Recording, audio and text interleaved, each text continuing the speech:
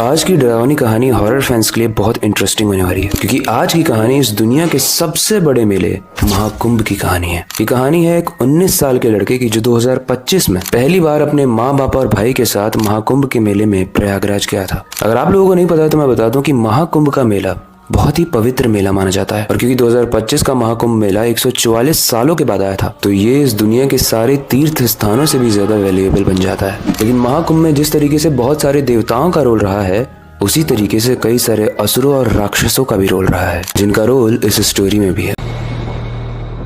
वो 19 साल का जो लड़का था उसका नाम था रौनक। जब रौनक संगम में स्नान करने पहुंचता है तो वो देखता है कि वहाँ बहुत सारे लोग स्नान करते हुए मंत्रों का उच्चारण कर रहे हैं, और चारों तरफ धुएं की एक चादर है जिसमें से फूलों की खुशबू आ रही है। लेकिन जब रौनक ने गंगा जल में डुबकी लगाई तो उसे वो पानी काफी गर्म लगा।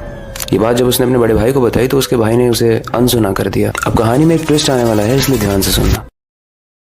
उसी शाम स्नान के बाद सब लोग मेले में घूमने लगे। चारों तरफ बहुत बड़े बड़े स्टॉल्स लगे थे और साधु संतों की भीड़ दिख रही थी। ये सारी चीजों को एक्सप्लोर करते करते रौनक काफी आगे चला गया। वो ऐसी जगह पर चला गया जहाँ पर साधुओं की भीड़ बहुत कम होने लगी, और एट द एंड उसकी नजर एक अजीब से साधु पर पड़ी जो बहुत ही अजीब तरीके से बैठा हुआ था, और उसका चेहरा आसमान की तरफ था। उसकी आंखें सफेद थी और वो किसी मंत्र का जाप कर रहा था। तो रौनक ने अपने भाई से कहा कि चलो उस साधु को देख के आते हैं वो क्या कर रहा है। लेकिन उसका बड़ा भाई उसे मना करता है, बोलता है कि साधना में बैठे किसी भी साधु की साधना को भंग नहीं करना चाहिए। लेकिन रौनक के अंदर एक क्यूरियोसिटी आ गई थी कि ये इस तरीके से कैसे बैठा है, मुझे देखना है। उसने अपने भाई की नहीं सुनी और उस बाबा के पास, उस साधु के पास चला गया। जैसे ही रौनक उस साधु के पास गया, थोड़ी देर तो उसने साधु को ऑब्जर्व किया, लेकिन उसी के थोड़ी देर बाद उसने साधु को 2-3 बार आवाज लगाई जो अपनी साधना में मगन थे। वो बार बार आवाज लगा रहा था ये पूछने के लिए कि आप क्या कर रहे हो, लेकिन वो बाबा अपने ध्यान में मगन थे। उन बाबा का ध्यान हटाने के लिए रौनक को एक तरकीब सूझी। रौनक के पास नीचे एक लकड़ी पड़ी हुई थी, उसने उस लकड़ी को उठाया और बाबा की तरफ फेंक दिया। वो लकड़ी तेजी से बाबा की तरफ गई और उस लकड़ी के नुकीले पॉइंट ने बाबा को पिंच किया, जिससे उनकी साधना भंग हो गई और उनकी आंख खुल गई। उनकी आंख खुलते ही रौनक बहुत डर गया, क्योंकि उनकी आंख बहुत लाल थी, उनका मुंह गुस्से में भरा हुआ था। लेकिन उन्होंने कुछ बोला नहीं, बस अपने गले से एक माला उतार कर रौनक की तरफ फेंक दिया और कुछ मंत्र बड़बड़ाए। वो माला जो गुस्से में बाबा ने फेंकी थी, उस माला को रौनक ने समझा कि मैं नहीं ले जा सकता, क्योंकि शायद ये कर्स्ड हो, श्रापित हो।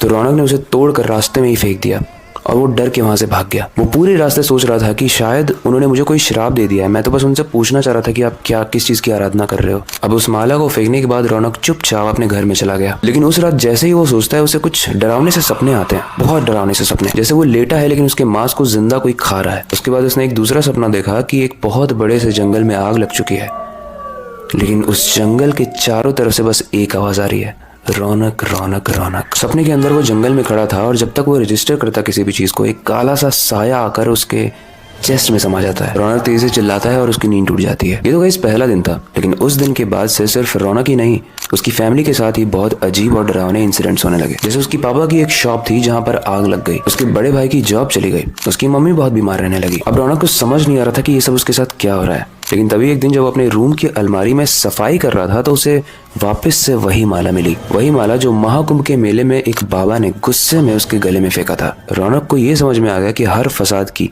ये माला ही जड़ है। वो उस माला को उठाता है और इस बार बहुत दूर फेंक कर आता है, और फाइनली वो रिलैक्स होकर बैठ जाता है, अपने लैपटॉप में मूवी स्टार्ट करता है। तभी उसे एक प्रेजेंस फील होती है, जैसे उसके पीछे कोई है, लेकिन एक्चुअली में उसके पीछे कोई नहीं था। लेकिन थोड़ी देर बाद फिर से उसे वही साया फील होता है जो उसे फॉरेस्ट में फील हुआ था अपने सपने में। वेल गाइस, किसी तरीके से वो उस रात सो जाता है उसी बुरे सपने के साथ। लेकिन अगली सुबह उठकर वो अपने दोस्त अमित को ये बात बताता है, तो उसका दोस्त अमित बोलता है कि अगर ये सारी प्रॉब्लम उन बाबा ने क्रिएट की है, तो उन बाबा से ही जाकर बात करते हैं जो तपस्या कर रहे थे। अमित और ये 19 साल का रोहन दोनों ही वापस महाकुंभ के मेले में जाते हैं, और वो बाबा मिलते भी हैं, लेकिन वापस से ध्यान में लगे थे। 2-3 बार रौनक उन बाबा को आवाज देता भी है, लेकिन बाबा अपनी आंख नहीं खोलते। अमित बोलता है कुछ फेंक के मारते हैं ताकि इनका ध्यान टूटे और इनसे हम पूछें।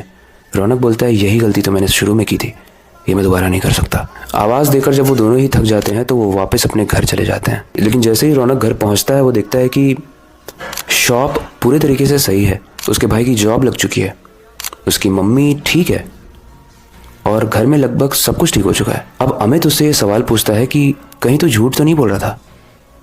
रौनक बोलता है कि मैं झूठ नहीं बोल रहा था, शायद ये भी हो सकता है कि हमने इस बार उनकी साधना को डिस्टर्ब नहीं किया और इस चीज़ को उन्होंने ऑब्जर्व किया होगा और शायद अपना श्राप वापस ले लिया होगा। गाइस, मुझे एक और चीज़ लगती है, शायद ये तूफान के आने से पहले वाली शांति हो। उसके घर में सब कुछ ठीक हो गया और शायद अब बहुत कुछ खराब होने वाला हो।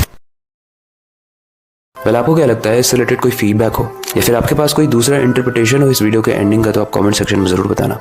क्या वो श्राप ठीक हो गया या जिंदगी भर उसे रहेगा? वेल, वक्त आ चुका है इस वीडियो को एंड करने का, नई सुपर इंटरेस्टिंग हॉरर वीडियो पर काम करने का, जो अभी मेरे लैपटॉप पे भी है। लेकिन जाने से पहले मैं बस एक ही चीज़ कहना चाहूँगा, अपनी क्यूरियोसिटी को डाय मत होने देना, नई चीज़ें सीखते रहना।